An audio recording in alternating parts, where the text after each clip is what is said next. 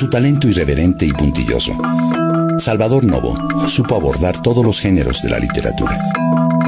Amigo de los ricos y del poder, enemigo de la estupidez y de la hipocresía, Novo enfrentó su vida y su destino como un provocador audaz, que alejándose de la mojigatería porfiriana y de las convenciones de la literatura moderna, prefirió convertirse en el cronista del acontecer cotidiano.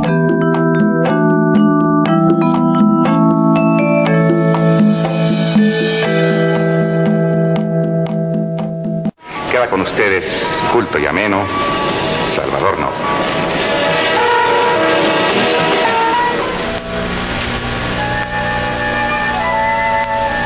Señoras y señores, muy buenas noches. Este primer programa se debe equivaler, a mi juicio, a una presentación de credenciales. No, describir a Novo, definirlo con las premuras de una entrevista televisiva es casi imposible. Fundamentalmente, Salvador Novo es un personaje múltiple. Es uno de los grandes fundadores del temperamento moderno en la cultura mexicana y uno de sus grandes promotores. Él es un escritor que de muy niño casi empieza a jugar con la palabra, a hacer de las letras una profesión, un oficio. Heme aquí, nacido en 1904, en pleno porfirismo. He aquí a mis padres, él español, gallego por más señas, y ella mexicana de Zacatecas. Los meros años de la bola, de 1911 a 1917, ininteligibles en su violencia para el hombre apacible, pacífico, sencillo, que llevó al norte su pequeño hogar. A Chihuahua, a Jiménez, huyendo siempre del peligro constante, entre sitios, incendios, saqueos, que los villistas, que eran los carrancistas. Finalmente, a Torreón.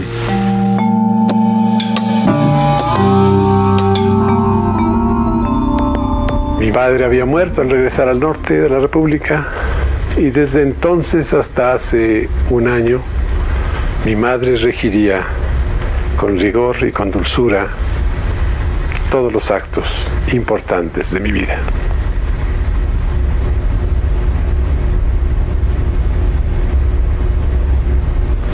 Indagaciones arqueológicas me han persuadido de que en mi niñez manifesté ciertos rasgos que después se transformarían acaso en estereotipos de mi conducta. Mi madre me acicalaba con exageración. Adoraba los bucles que peinaba en torno a mi frente. Me empolvaba el rostro, me obligaba a fruncir la boca para que no me creciera, y me imponía con igual propósito inhibitorio calzado siempre más pequeño del que realmente pedía mi natural desarrollo. Tal vez Novo se hizo un personaje de sí mismo, era un hombre consciente de su imagen, tremendamente provocador.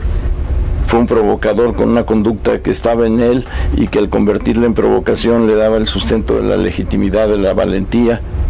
Durante las largas noches de vigilia, los sitios, los sustos, los incendios, la imposibilidad de salir a la calle y la falta, desde luego, de hermanos con quienes jugar, encerraban a este niño solitario a leer y leer y leer. Y de pronto se soltó escribiendo versos, muy bien medidos, muy bien cortados, que escribí en un cuaderno que me ha acompañado hasta la fecha y que titulé petulantemente Mis primeras poesías. Es este cuaderno.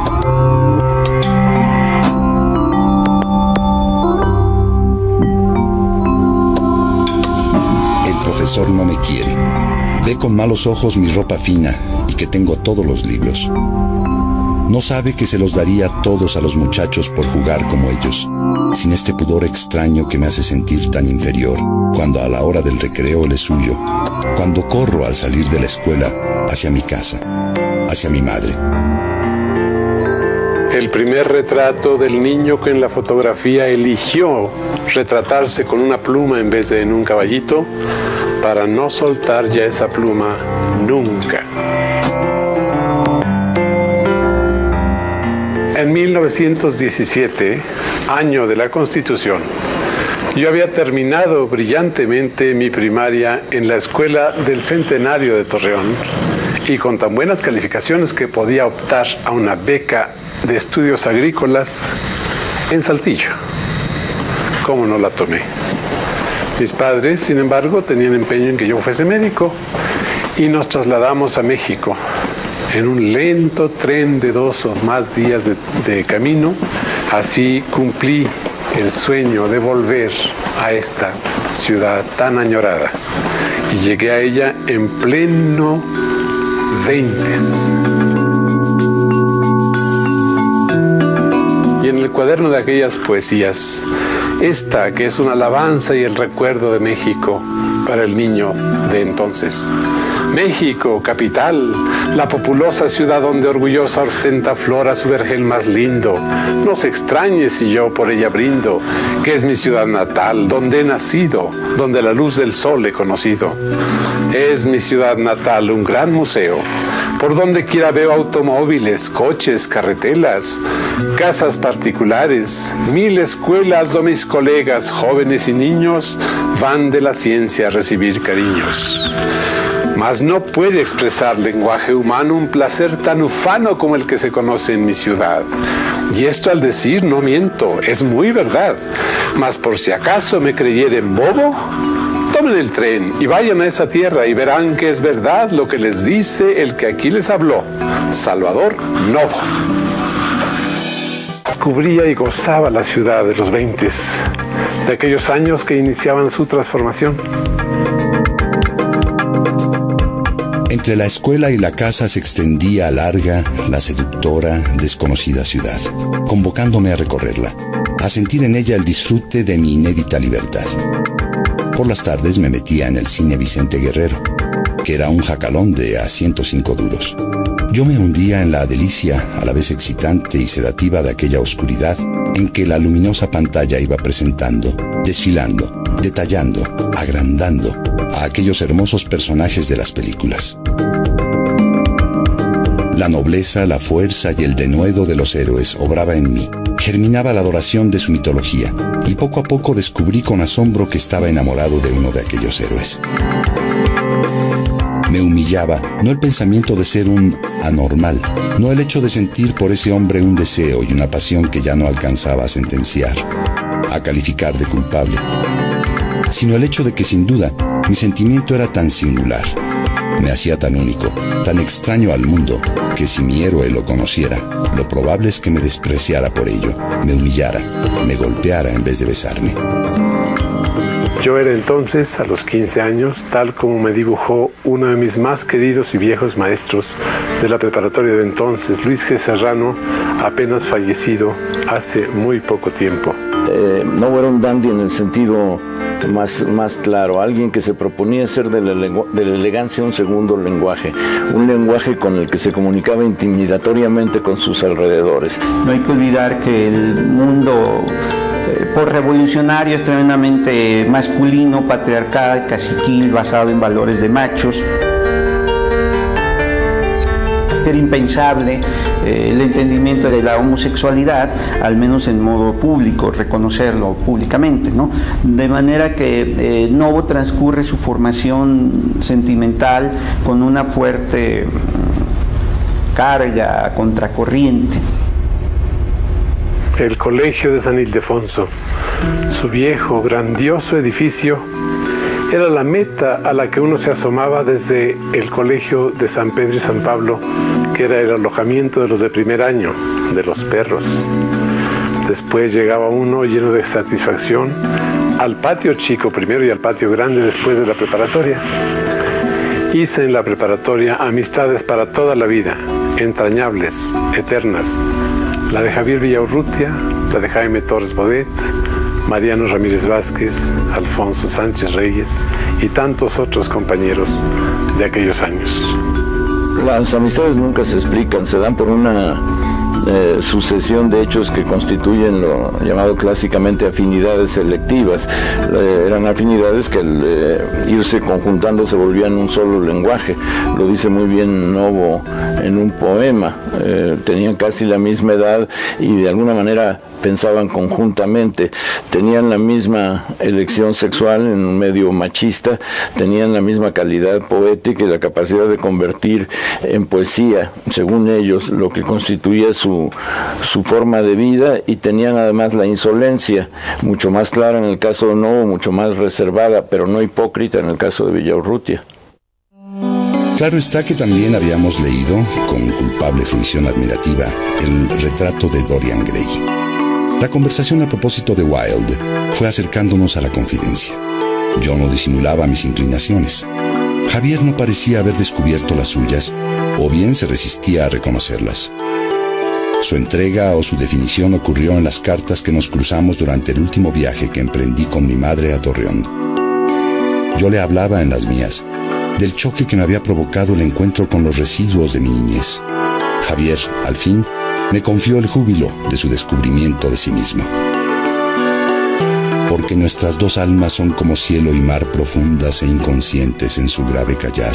Porque lloramos mucho y rezamos en vano. Y porque nos devora una ansia pecadora. Quiero decirte, sufre. Quiero decirte, llora. Quiero decirte, ama. Quiero decirte, hermano. Yo lo vería como uno de los primeros que ejercen un nuevo tipo de valentía, sustentado en la idea de que no van a cambiar de conducta por más que les digan. La valentía de no enmendarse. Y eso no sé si es machismo, yo creo que no. Novo fue funcionario muy joven, desde muy tempranamente, y sus amigos estuvieron vinculados al más alto poder público. Y él establece una red de relaciones que va, por un lado, por los amigos homosexuales vinculados al poder. Por otro lado, con los amigos políticos que él conoce a través de su carrera como funcionario.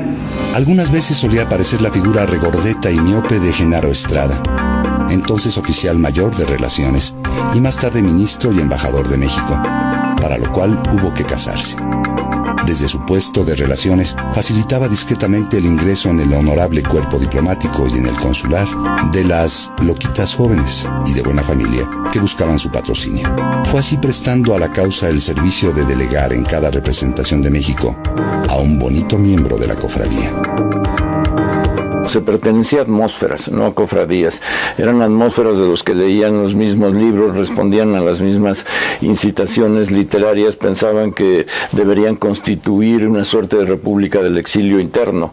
En eso Novo podría no corresponder exactamente al grupo de la revista Contemporáneos, pero sí correspondía a esas atmósferas del exilio interno, porque sin eso no habrían sobrevivido, sin sentirse distintos de una sociedad que estaba todavía ejerciendo el lenguaje múltiple de la violencia, sin eso no hubieran sobrevivido.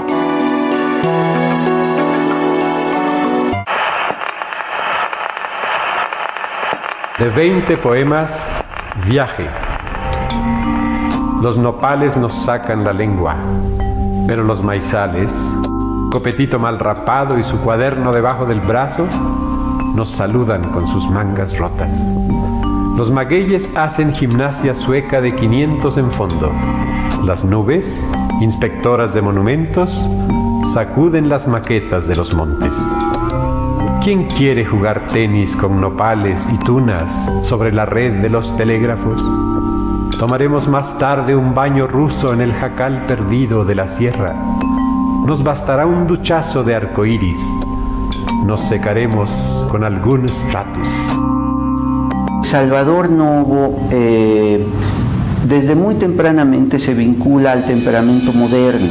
Y el temperamento moderno es vertiginoso, vinculado a los íconos de la publicidad, de los anuncios publicitarios, del neón, de los tranvías, de los autobuses, del automóvil, de los aviones. Todos estos íconos modernos dan un sentido de inmediatez al presente, donde el pasado se va diluyendo de una manera muy veloz.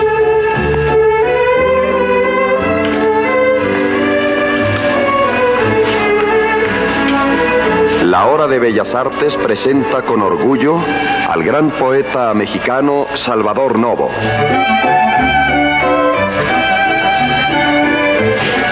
Decimos nuestra tierra, como pueden decirlo los árboles, que un día fueron una semilla llevada por el viento al seno oscuro y dulce, al seno silencioso, a la germinación humilde, a la gota del agua, a la caricia del sol. Como los árboles que años después tendieron su brazo a la aventura, su arrullo al nido, su saludo al día, sus hojas a los cielos y su fruto a los hombres. De habérmelo propuesto, nada más fácil que haber sido un poeta popular. Poseo una facilidad de versificación que atestiguan, más o menos ocultos, muchos despiadados sonetos. Pero eso no ha sido para mí la poesía, sino una introspección dolorosa o ebria de júbilo que abandona los juegos de inteligencia para forjar, con la sangre y los huesos de mi pasión más pura, el nuevo y magnífico nuevo amor. Tú, yo mismo, seco como un viento derrotado que no pudo sino muy brevemente sostener en sus brazos una hoja que arrancó de los árboles. ¿Cómo será posible que nada te conmueva, que no haya lluvia que te estruje ni sol que rinda tu fatiga? En Nuevo Amor surge desbordada la pasión y los sentimientos alcanzan la madurez. Estos poemas son la experiencia fresca, mediata, directa de lo que están expresando. No son reconstrucciones del estado de ánimo ni de vivencias. Para mí eso es importante. Cuando ya no valía la pena ejercitar este tema tal como aquí lo practiqué, me volví viejo y horroroso y abandoné la poesía amorosa. Yo creo que Novo dejó de escribir poesía porque ya había dicho lo sustancial que podía decir y pasó de la poesía al ingenio. Don Salvador, y usted que es uno de los más agudos epigramistas de México, ¿qué es un epigrama? Bueno, un epigrama es si lo vamos a definir como por sus efectos, es un pinchazo, ¿verdad? Por ejemplo, no es irreverencia, pero en el año de Juárez se me ocurrió cuando los periódicos publicaron que doña Margarita Maza de Juárez era hija expósita, que no era hija de los señores Maza, a pesar de lo cual se casó con el benemérito. Me vino rápidamente a la cabeza este pequeño epigrama respetuoso. Tuvo suerte Margarita como persona interpósita, pues Juárez la encontró expósita, pero la volvió esposita.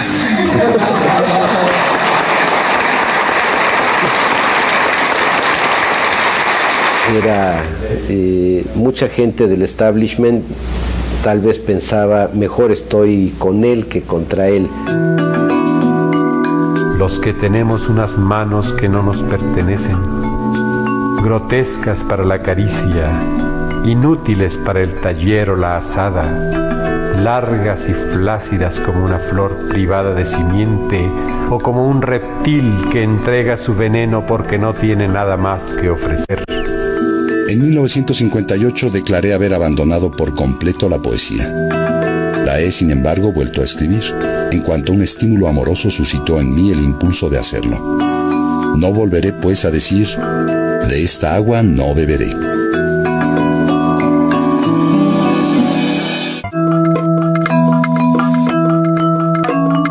Alberto Mizrachi me puso a trabajar en publicidad, me indujo a ello, me presentó con el patrón Augusto Elías y me abrió nuevos horizontes de autonomía en el trabajo y de prosperidad.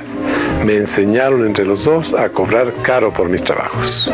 La gente tenía que vivir de algo, y la publicidad, que Cyril Connolly marca como uno de los enemigos de la promesa, era el nuevo campo abierto. De nuevo siga los tres movimientos de Fab, remoje, exprime y tienda. Una consigna publicitaria inserta en un jingle magnífico. Él hizo muchísimo de esto, que eran tareas que llamaban entonces ancilares, serviciales, pero que le permitían un modo de vida ya burgués. En 1938, entre este año y el año de 40, participé así en 3 películas importantes: Perjura, con Jorge Negrete, El Capitán Aventurero de Mojica y una última de Cantinflas con Medel que se llamó El signo de la muerte. Escribo por las mañanas, cuando concluyo mis compromisos periodísticos. Me he rodeado de herramientas para poder hacerlo a cualquier hora y en cualquier lugar de los que frecuento. De tiempo atrás escribo directamente a máquina. Desde que estoy totalmente tarifado, redacto a la velocidad de 15 minutos la cuartilla. Yo creo que él siempre se sintió mecanógrafo antes que nada, ¿no? Ustedes pueden revisar los volúmenes de sus textos. No suelen tener correcciones porque él era muy puntilloso para la página bien labrada. Di por fin, desde hace ya muchos años, con una forma de colaboración semanal que no me obligará a más que una conversación amistosa, a una confidencia y a una reflexión. El colmo fue vaciar en una columna cotidiana hasta los cracks que corrientemente me ocurren en la conversación. Era como cobrar hasta por reírme. Si no hubiera acabado, hasta por reírme por cobrar. Creaba palabras, no vocablos, acuñaba expresiones, clavaba insectos con alfileres y asombraba a los lectores por el conocimiento íntimo de las víctimas que aquel anónimo cronista desnudaba, exhibía, documentaba, fichaba. El formal Alberto Misrachi me pidió permiso para reproducir, en síntesis, La Ventana que publiqué hoy. Ciertamente es un buen artículo. Me lo inspiraron las censuras que menudean sobre Tintán, a quien acusan de estar corrompiendo el idioma con sus pochismos que los chicos reproducen. Mírame así, si necesitas lente, pero si tú me besas, la batería... Claro está que no pude reproducir como debiera toda la teoría, pero en esencia, y los lectores inteligentes lo habrán comprendido, consiste en deparar a Cantinflas la representación de la subconsciencia mexicana, en tanto que es fuerza reconocer que Tintán, cuando nos molesta porque encarna la culpable conciencia de nuestro voluntario o pasivo descastamiento. Pasado el tiempo, esas crónicas vinieron a integrar una historia íntima de la ciudad y de sus gentes. Un editor alerta hizo reunir mis crónicas, desglosarlas, ordenarlas, ardua tarea de la que encargó al joven y brillante poeta José Emilio Pacheco, y las ha publicado bajo el título general de La vida en México durante los regímenes presidenciales. La crónica le funciona no es una mera hipótesis porque no le exige el ejercicio continuado sistemático de la narrativa y le permite además crear un personaje único que es el centro, el héroe, el fundamento, la razón de ser, la meta de lo que escribe, que es el mismo. En 1946, el Departamento del Distrito Federal convocó a un concurso para premiar un ensayo sobre la Ciudad de México, en el apretado límite de 80 cuartillas. Aunque por sistema yo no había entrado nunca en concursos, el tema de este me sedujo y me apliqué a comprimir en las 80 cuartillas solicitadas a la Ciudad de México de aquellos días. Envié ese trabajo con el seudónimo de Suazo y obtuvo el premio Ciudad de México por el ensayo que titulé Nueva Grandeza Mexicana. Entrar ahora en el Ambassadeur nos depara la oportunidad de revolvernos con los apretados, como el folclore siempre renovado de la ciudad llama ahora a la crema rancia, a la élite, de un porfirismo que tuvo sus comederos franceses en plateros. Si yo fuera miembro, habría llevado a mi amigo al club de banqueros. Allí habríamos compartido con estos el neurótico privilegio de sentirnos, desde la terraza que mira a la Alameda, los amos de México y los autores de su desarrollo, después de haber sorbido highballs frente a la pintura de Ángel Zárraga.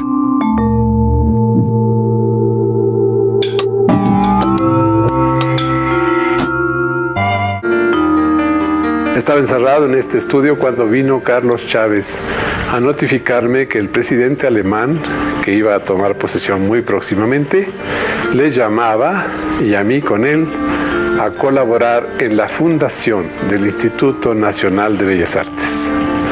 De nuevo me veía convocado, después de un paréntesis de autonomía, a servir en el gobierno, cosa que hice gustosamente durante todo el régimen del presidente alemán, porque en ese régimen nos fue permitido en el Instituto de Bellas Artes desarrollar una labor realmente importante bajo la égida siempre entusiasta de Carlos Chávez. Como encargado de la dirección del Teatro de Limba, Novo tuvo muchísimos aciertos, haber patrocinado a Emilio Carballido y a Sergio Magaña, haber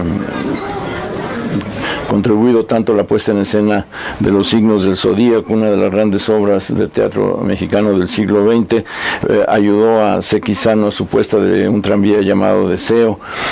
Tuvo que ver, aunque en condiciones enemistosas, con el gesticulador de Rodolfo Sigli en su puesta de Bellas Artes. Creo que fue un funcionario en ese sentido muy ejemplar. Ya en 1953 me he retirado del gobierno nuevamente. Había comprado un terreno muy barato de una vieja hacienda que era la que transformé en el Teatro de la Capilla, estrenado en 1953. En la Capilla monté 18 obras y publiqué 3 como textos de la Capilla.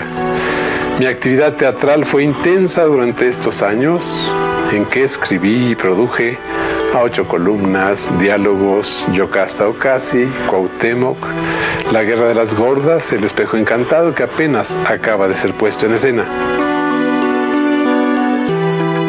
Como dramaturgo se le puede leer, pero yo no estoy tan seguro que ponerlo en escena ahora llevase a algún lado. Eran sobre todo versiones de ideas teatrales que después iban languideciendo.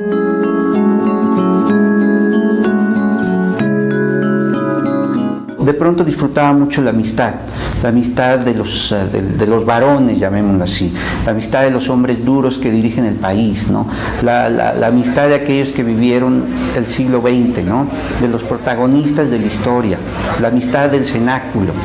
No en balde fundó su refectorio de la Capilla, donde reunía en banquetes exclusivos a gente de poder, y obviamente eran el club de Toby, es decir, no se admitían mujeres en esas reuniones, pero tenías a los varones dirigentes del país haciendo chistes, bromas, platicando con una enorme camaradería alrededor de un señor que era homosexual.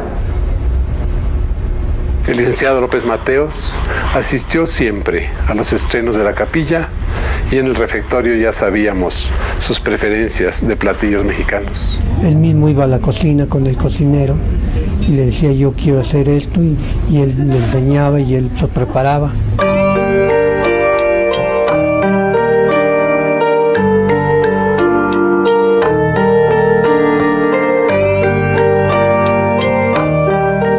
Salvador planeó un menú que es todavía el que actualmente se presenta o se ofrece, que sería la sopa de flor de calabaza María Candelaria en honor de Dolores del Río. Se le ocurrió mezclar la pasta italiana, el fettuccine, con el hongo mexicano, el huitlacoche.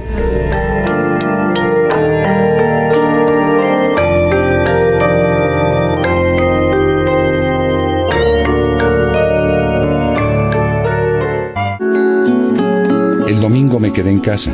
Hacía meses que no entraba en el estudio del jardín, que me reservaba muchas sorpresas. Cuántas carpetas, cuántos sobres, cuántos papeles congelados.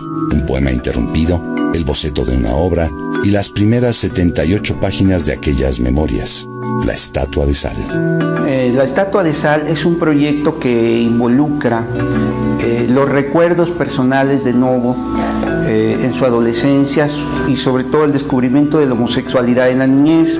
El libro se mantuvo oculto, aunque él lo daba a conocer en fotocopias o en copias al carbón a sus amigos más cercanos, y era un poco también para regocijarse qué opinaban y coquetear con la posibilidad de publicarlo y difundirlo ampliamente.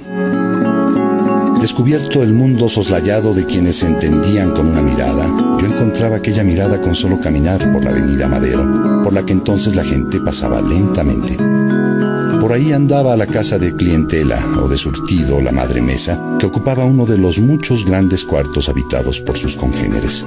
En aquellos estudios conocí a toda la fauna de la época.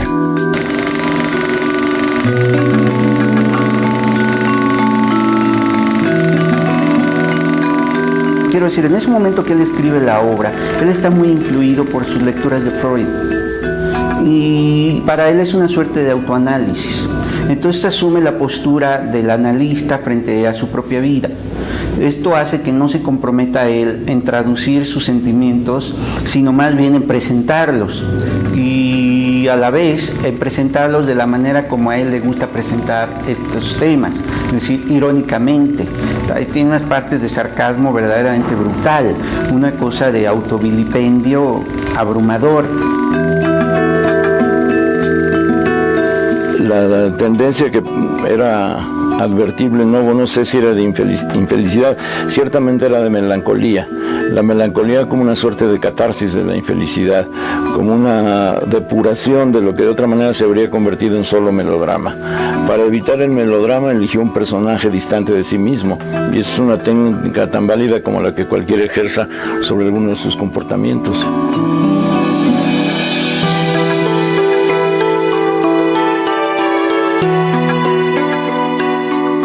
Uso de los bisoñés color zanahoria, ciertas prendas de vestir, chalecos brillosos, en fin, un hombre consciente de su imagen. Novo se ponía en escena a sí mismo.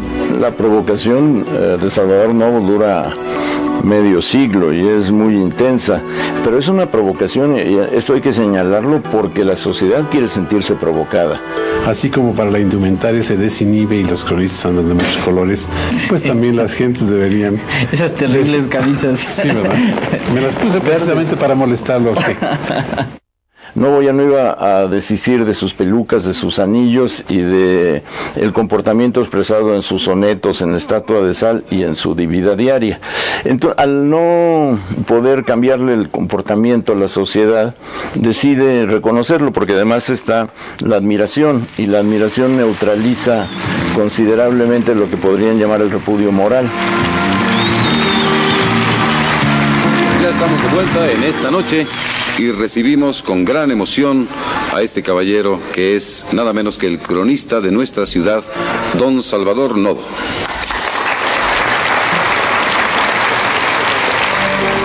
Mi brújula varió de norte. Al ser designado en 1965 por el presidente Díaz Ordaz y el regente Uruchurtu, el cronista de la ciudad, que sucediera a don Artemio de Bayerispe. Era un honor que me alegraba y suscitaba mi gratitud, y que me convocaba a merecerlo con dedicarme con mayor asiduidad que en el pasado a la historia de la Ciudad de México y a su vida. Prescindí pues de otras ocupaciones, me despedí por ejemplo del teatro, para consagrarme enteramente a las que estimé por funciones propias del cronista de la ciudad. Yo creo que hay un asunto ahí de admiraciones mutuas. Salvador Novo veía en Gustavo Díaz Ordaz a un amigo cabal. Yo creo que Salvador Novo a nivel personal agradecía mucho la amistad, el gesto amistoso. Yo creo que Gustavo Díaz Ordaz observó en Salvador Novo algo que siempre admiró muchísimo, la inteligencia. Recibí de las manos francas del señor presidente Díaz Ordaz el Premio Nacional de Letras, que es la más alta presea con que México premia la obra ya cumplida de un escritor suyo. Guardo aquí en mi biblioteca con toda veneración y con todo respeto y agradecimiento el testimonio de este Premio Nacional de Letras. Finalmente, el 14 de marzo de este año, el señor licenciado y general don Alfonso Corona del Rosal, regente del Distrito Federal, por acuerdo del señor presidente de la República, continuó en la persona del actual cronista la costumbre establecida con los dos anteriores, al imponer en vida suya su nombre a la calle en que reside. Así la modesta, pero hermosa y no muy antigua, calle que había venido siendo de Santa Rosalía y su continuación en la de Viveros de Coyoacán, llevan hoy el nombre de Salvador Novo. Y me ponen en el aprieto de no saber qué responder cuando algún amigo mío me pregunta qué se siente ser calle.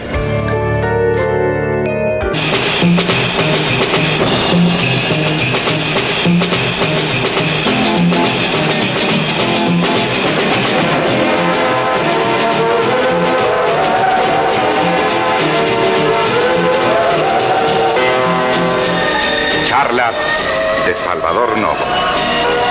La voz de la ciudad en la voz de su cronista.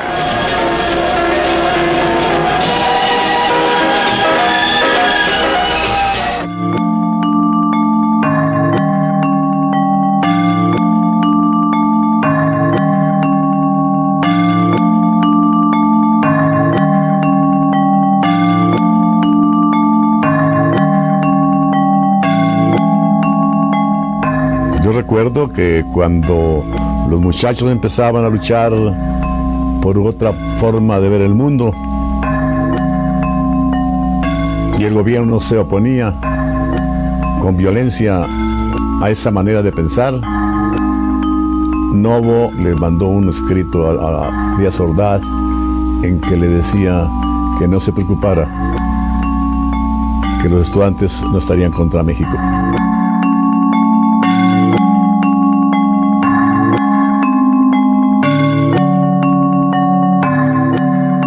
Yo creo que hay una enorme gratitud de Novo cuando él se adhiere a la política represiva de Gustavo Díaz Ordaz con motivo del movimiento estudiantil de 1968. Es más que nada un asunto amistoso y también un asunto de filiaciones. Novo en realidad no dijo que haya estado de acuerdo, que le parecía bien la entrada del ejército a la universidad. A mí me tocó estar junto con él en el velorio de León Felipe, donde supuestamente dio esa respuesta de que era la mejor noticia del día, la entrada del ejército a CEU. Él dijo en ese momento que no era el lugar ni el motivo para estar hablando de otras cosas que no fuera el funeral de un escritor distinguido donde él había ido por eso. Lo que dijo él, que por qué no hablar o no referirse a otras cosas más agradables. Dice, por ejemplo, puedo decirles que la mejor noticia que he tenido en el día es que ya está mi libro sobre la Ciudad de México que le publicaron en España, que era conmemorativo de las Olimpiadas. Y claro, hubo una reacción verdaderamente pues de rechazo total a partir de ese momento a Novo. Incluso al día siguiente apareció la barda de su casa con la frase famosa de popular entre la tropa, ¿no? Salvador Novo era conservador, no hay que olvidarlo. Le disgustaban las multitudes de jóvenes haciendo algaradas, como decía Gustavo Díaz Ordaz. Le disgustaba Ciudad Universitaria. ¿Me explico? No se encontraba bien en las multitudes que habían crecido de modo increíble en los últimos años de la vida de Salvador Novo. No entendía ese cambio tan radical de la modernidad, aunque había luchado por ella.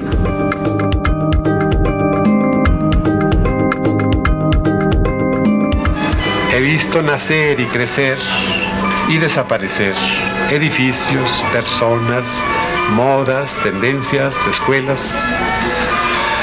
He visto transformarse en una palabra a esta gran ciudad a la que tanto quiero y a la que tantos agradecimientos repito que debo. Debajo de los hippies de la zona rosa, los rayos X de mis recuerdos perciben a los fifíes de los 20s de la Avenida Madero. De 1953, año en que abrí el teatro y el refectorio de la capilla, al año en que he emprendido esta confesión, esta confidencia, este examen de conciencia, creo haber trabajado bastante.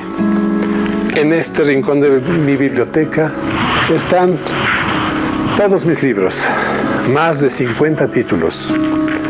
Ellos contienen mis años, mozos o maduros o decrépitos. Ellos son mis hijos.